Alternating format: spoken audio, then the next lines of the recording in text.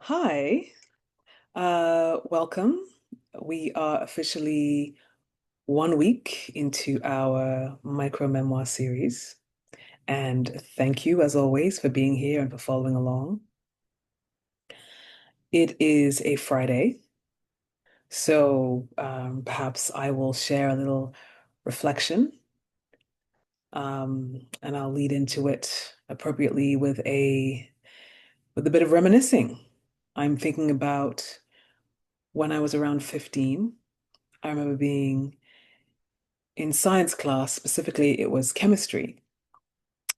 And we were doing an experiment, and the teacher had paired us up with our classmates. We were doing this experiment in pairs. And the experiment, which I don't remember the details of at all, involved, pouring one liquid into another liquid and then not pouring something into something else. So there was clear instructions about what we were supposed to pour into something and then something we were not supposed to pour into something. And I remember my partner, my lab partner, getting so frustrated with me because I kept pouring the wrong thing into the wrong thing. I'll never forget how she kept saying, "You did it again. I can't believe you've done it again." And even saying to the teacher, like, look at her. She keeps doing this again and again.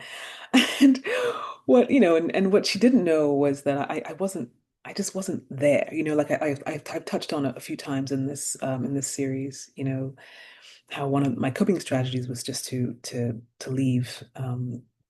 I'd be there physically, but I would not be actually there.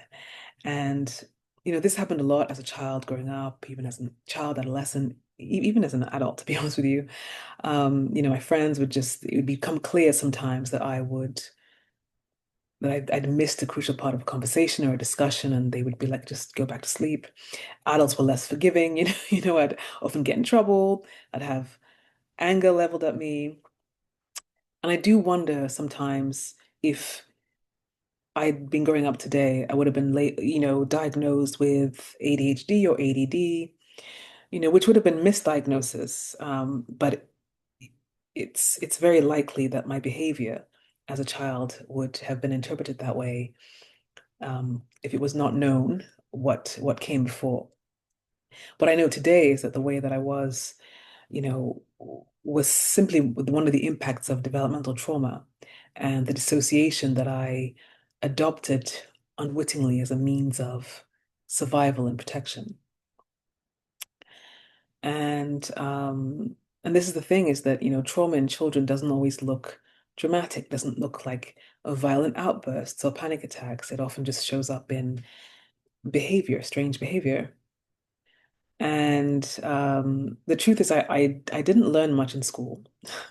I was very high functioning, so I never failed. I was good at memorizing things well enough to pass tests and stay average or above average, at least in my best subjects.